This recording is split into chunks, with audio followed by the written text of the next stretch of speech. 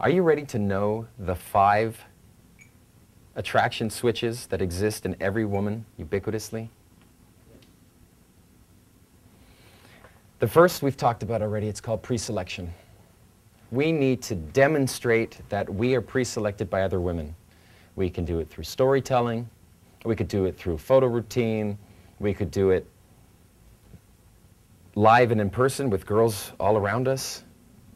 We can infer it by being unaffected by a particular woman's beauty and systematically demonstrating we're not affected by doing a calibrated takeaway where you say to the girl, all right, you're losing me, and roll off with your eyes.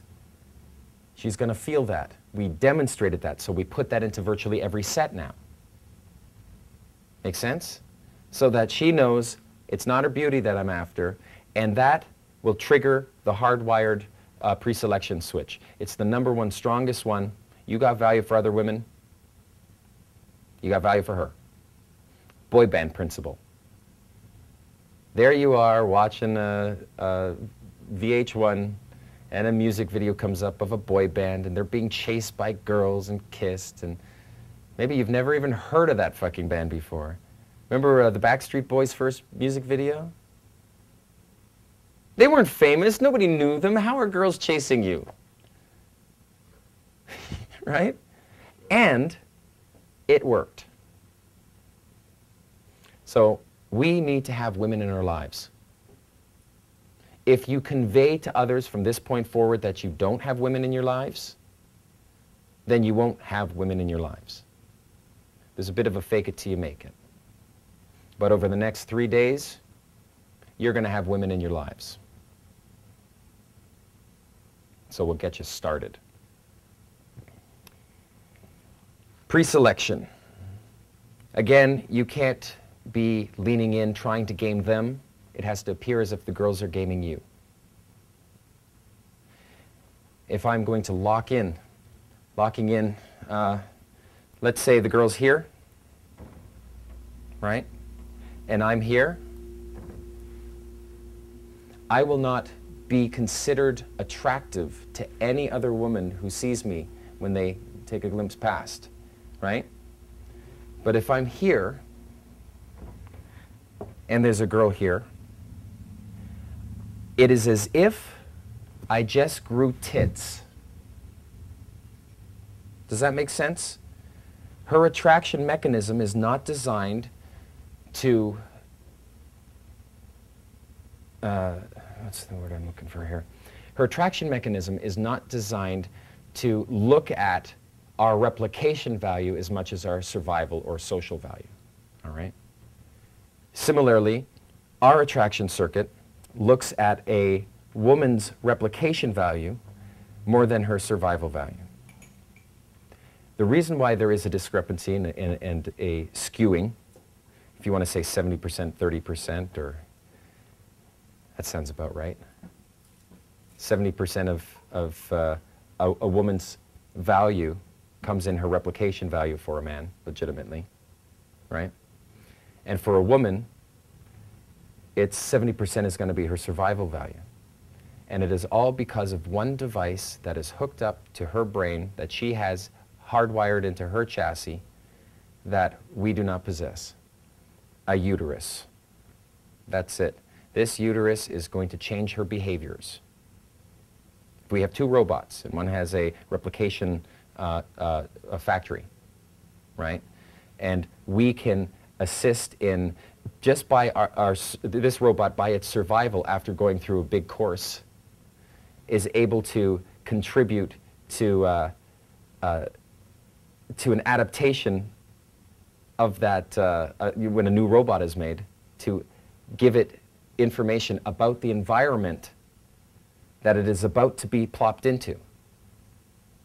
That's evolution. It's pretty elegant and simple, and our attraction mechanism, as a part of our emotional circuitry, has been evolutionarily micro-calibrated behaviorally by millions and millions of generations of both success stories and of failure stories of your ancestors.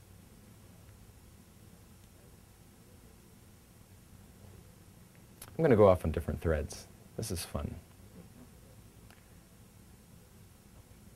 Imagine you were in a tribe of 50 people, 25 female, 25 male. How many of those females in that tribe, where you will quite likely never leave, or if you do leave, you'll have to start a new one, and you'll have to be really social so you can convince people to start a tribe. You want to come with me? We're going to pick a plot in the desert and we're going to build some huts, right? If it's not enough people, it's kind of boring. That's why it's around 150 people, you know? You need to live just like an ant in an ant farm with other ants. You can't live by yourself, so if you've been feeling sad or been feeling a little crazy, you just haven't been getting out enough. Of those girls, 25 of them, how many of them are going to be sexual viable mates? 3 or 4, you know? Some of them are going to be ugly.